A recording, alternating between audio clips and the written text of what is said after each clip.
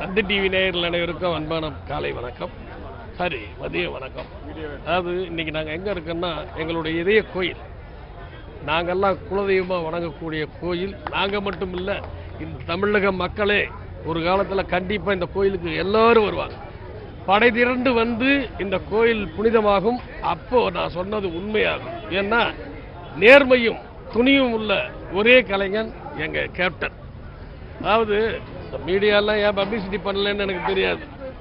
ஒரு விஷயங்களை மறந்துட்டாங்க. என்னென்னா கும்பாபிஷேகம் நடக்கும்போது கழுகு வட்டமிடும், கோயிலில் பார்த்துருப்பீங்க. அதே போல் தவுசி நாடகம்னு ஒரு நாடகம் நடக்கும். அந்த நாடகம் நடக்கும் பொழுது அவங்க வந்து ரொம்ப, அதாவது என்னென்னா பயபக்தியாக விரதம் இருப்பாங்க. அது பச்சை தண்ணி கூட வெளியே எங்கேயும் குடிக்க மாட்டாங்க. அவ்வளோ பயபக்தியாக விரதம் இருந்து அந்த தவுசி நாடகத்துக்குள்ள அந்த கம்பத்தில் மேலே ஏறி நின்று அந்த கழுகு வட்டம் விடும்போது மட்டும்தான் கீழே இறங்குவாங்க. அது 2 நாள் ஆனாலும் சரி, 1 மாதம் ஆனாலும் சரி, அந்த பக்திக்கு அவ்வளோ மதிப்பு. அப்போது கேப்டன் அவர்களுடைய ஊர்வலம் வரும் பொழுது அந்த கழுகையே சொல்லிடுச்சு, இவர் தான் கலியுக கடவுள் அப்படின்னு. மக்களுக்கு இப்போ புரிஞ்சிருச்சு. அதாவது என்னமோ சொல்லாங்களே, கொடுத்ததெல்லாம் கொடுத்தார், யாருக்காக கொடுத்தார்? ஊருக்காக கொடுத்தார். கடவுள் எங்கள் கேப்டனை எங்கள் ஊருக்காகவே கொடுத்துருக்கார். அதில் நாங்கள் ரொம்ப பெருமைப்படுறோம். இன்னைக்கு அவருடைய நினைவிடத்தில் என்னால் நின்று பேசக்கூட முடியல, அந்த அளவுக்கு நெஞ்செல்லாம் அடைக்குது. பட் இருந்தாலும் வாழும் கடவுள் எங்கள் தெய்வம் இங்கே குடிக்கொண்டிருக்கு. அதாவது அவர் பிரச்சாரத்துக்கு வரும் பொழுது அவர் தான் வந்துட்டாருன்னு எனக்கெல்லாம் பட்டாசெல்லாம் வெடிச்சிட்டாங்க. அப்புறம் எங்கே பார்த்தாலும் சாப்பிட்டியா கரையா அப்படின்னு சொல்லுவார். அவ்வளோ பெரிய நல்ல மனிதன் இன்று எங்களிடையே இல்லை.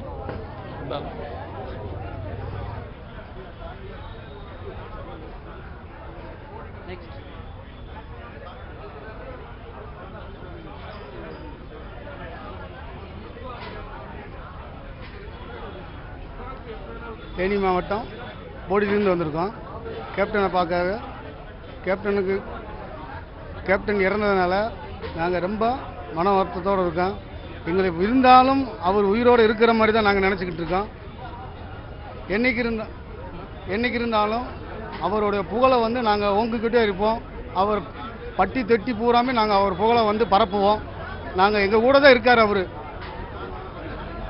இன்றைக்கி எங்கள் நகல் நட்சத்திர கலை சங்கத்தின் சார்பாக இன்றைக்கி எல்லா நடிகரும் சேர்ந்து இன்றைக்கி நினைவு வீராஞ்சலி செலுத்த வந்திருக்கோம். நன்றி. கேப்டன் ஒரு பெரிய மகாத்மா, எல்லோருடைய ஏழை மனதையும் கொள்ளை கொண்ட ஒரு மகாத்மா என்று தான் சொல்ல முடியும். அவர் மறைவு என்னால் தாங்க முடியாத ஒரு பெரிய துக்கமாக, எனக்கு மட்டுமல்ல உலகில் அனைத்து தமிழ் மக்களுக்கும் என்னுடைய ஆழ்ந்த இரங்கலை தெரிவித்துக் கொண்டு, நம்முடைய கேப்டன் நீரோடு எங்களோடு வாழ்ந்து கொண்டிருக்கிறார். அவர் இறந்தாலும் எங்களுடன் இருந்து கொண்டிருக்கிறார் பல உருவங்களில். இப்போது இந்த எங்களுடைய நகல் கலைஞர்கள் பாருங்கள், எத்தனை கேப்டன்கள் இருக்கிறார்கள். இதை நான் அவர் இறந்து விட்டார் என்ற எண்ணமே எனக்கு இல்லை. அவர் இன்றும் எங்களோட உயிரோடு வாழ்ந்து கொண்டிருக்கிறார் என்று கேட்டுக்கொள்கிறேன். அதேபோல் கேப்டன் தமிழகத்துக்கே ஒரு நல்ல ஒரு பெரும் தலைவர். அவர் நமக்கு உதவி செய்யும் என்று நான் ரொம்ப பெருமைப்படுகிறேன். அவருடைய ஆசை நிறைவேற்றும்படி திருமதி அவர்கள் இந்த ஆட்சி தமிழகத்தை நடத்துமாறு நான் பெருமைப்படுகிறேன். அவர் வர வேண்டும். அவர் எங்களுக்கு நல்ல ஒரு வெளிச்சத்தை தரும் என்று, ஒளியை தரும் என்று கேட்டுக்கொள்கிறோம். கேப்டனின் சார்பாக நன்றி. தமிழ்நாடு திரைப்பட நகல் நட்சத்திர கலைஞர்கள் நலச்சங்கத்தின் இருக்கும் தமிழ்நாடு திரைப்பட நகல் நட்சத்திர கலைஞர் நலச்சங்கத்தின் மாநில தலைவரான நான், எனது பெயர் ரஜினி பாபு மற்றும் எங்களது மாநில சங்கத்தில் உள்ள கிட்டத்தட்ட 300க்கும் மேற்பட்ட நகல் கலைஞர்கள் இன்றைய தினத்திலே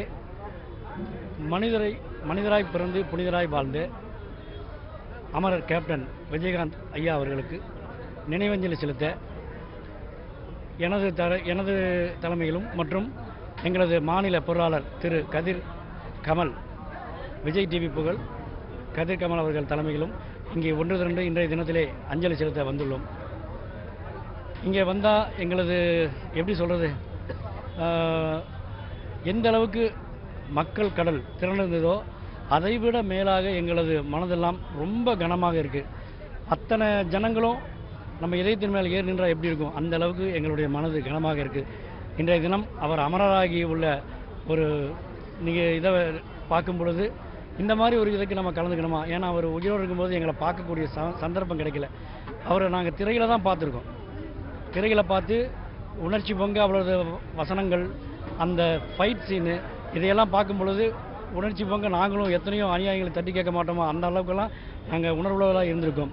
அந்த உணர்வுகள் தான் நம்ம கேப்டன் பழனிசாமி, நாங்கள் கேப்டன் தான் இவரை கூப்பிடுவோம், நாமக்கல் மாவட்டம். இவரை மாதிரி கேப்டன் மாதிரி இருக்கிற நகல் கலைஞர்கள் நிறைய பேரை உருவாக்கக்கூடிய ஒரு சூழ்நிலை அமைஞ்சது. நாங்கள் மேடையில் தோன்றி அவரது கேப்டன் ஐயா அவர்களுடைய புகழை ஒவ்வொரு விசேஷங்களிலும் நாங்கள் நிச்சயமாக அதை தோற்றுவிக்கின்றோம்.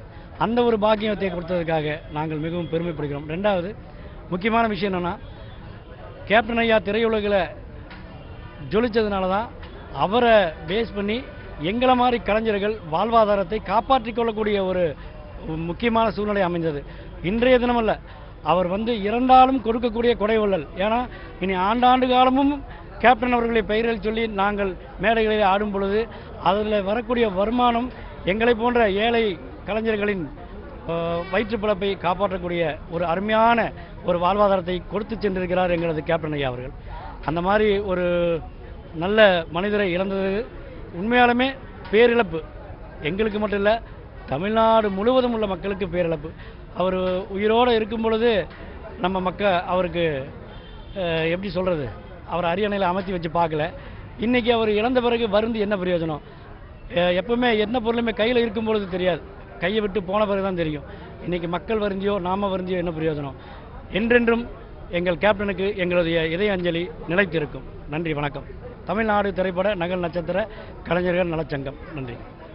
தமிழ் என்று சொல்லடா, தலைநிமிர்ந்து நில்லடா, ஈன்றதை செய்வோம் இல்லாதற்கு என்ற தாரக மந்திரத்தை முளைந்தோடு இல்லாமல் அவர் வாழ்நாளில் வாழ்ந்து காட்டிச் செல்கிறார்கள். தர்மம் என்றால் என்ன என்பதை நிரூபித்து காட்டிச் செல்கிறார்கள். அன்பு என்றால் என்ன, பாசம் என்றால் என்ன, நட்பு என்றால் என்ன, மரியாதை என்றால் என்ன, ஆக மொத்தம் அவரோட வாழ்க்கை ஒரு உன்னதமான வாழ்க்கை, எல்லாத்துக்கும் ஒரு பாடமான வாழ்க்கை. அவரை பின்தொடர்ந்து நாமும் அவர் கொள்கைகளையும் பண்புகளையும் பின்பற்றி நாட்டில் வளம் பெற நலம் பெற அவர்கள் கொள்கையோடு இணைந்து செயல்படுவதாக அனைவரும் நான் கேட்டுக்கொள்கிறேன். நன்றி, வணக்கம்.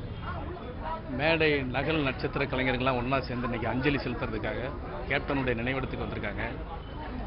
நான் சின்ன திரையில் விஜய் டிவியில் கலக்கப் போகுது யாருன்னு ப்ரோக்ராம் பண்ணி கேப்டன் வாய்ஸை முதல்ல நான் இங்கே தான் பேசினேன், விஜய் டிவியில் தான் பேசினேன். அதுக்கப்புறம் நிறைய பேர் பேசுனாங்க. நான் மிமிக்ரி ஆர்டிஸ்ட்லேயே எனக்கு பிடிச்சமான வாய்ஸ் கேப்டனுடைய வாய்ஸ். கேப்டன் வாய்ஸ் எல்லாருமே பண்ணுறாங்க. ஸோ கேப்டனுக்கு 5 வாய்ஸ் இருக்குது அப்படிங்கிறது சில பேருக்கு தெரியாது.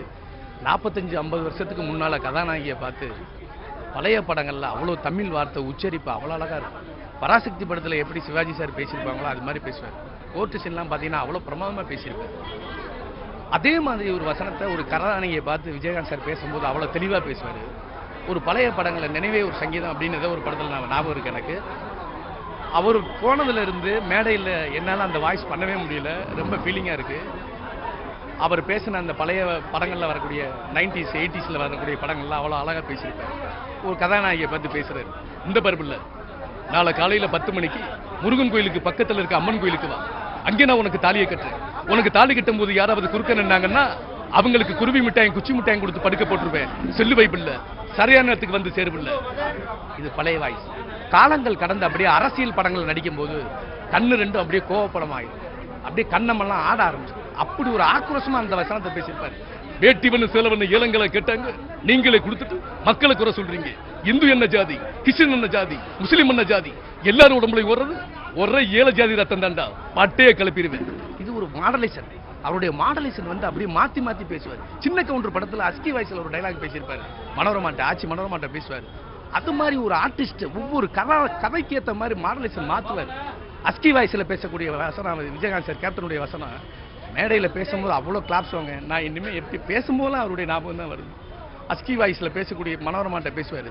அத்தா பொழுது செய்கிறதுக்குள்ள ஓ முன்னால 2 கலசத்தை வச்சிருக்கேன், பொழுது செய்கிறதுக்குள்ள நான் வரலன்னா கருப்பு சாயம் பூசின தண்ணியை குடி, பொழுது செய்கிறதுக்குள்ள நான் வந்துட்டேன்னா வெள்ளை சாயம் பூசின தண்ணியை குடி, 2 நேரமும் நான் வரலன்னா மக்கள் தீர்ப்பு சொல்லுவாங்க, அதை சந்தோஷமா ஏற்றுக்காத்தா, நான் வரட்டுமா. அந்த மாதிரி ஒரு மாடலேஷனான ஒரு நடிகர். தமிழ் மக்களுக்கு அவர் செய்யக்கூடிய தொண்டு எக்கச்சக்கமாக பண்ணியிருக்காரு. அவர் புகழ் வாழ்க, அவருடைய நினைவு என்னைக்குமே எங்களை மாதிரி கலைஞருடைய நெஞ்சில் இருக்கும் என்று கூறி செய்திகளை உடனுக்குடன் தெரிந்து கொள்ள உடனே சப்ஸ்கிரைப் பண்ணுங்க.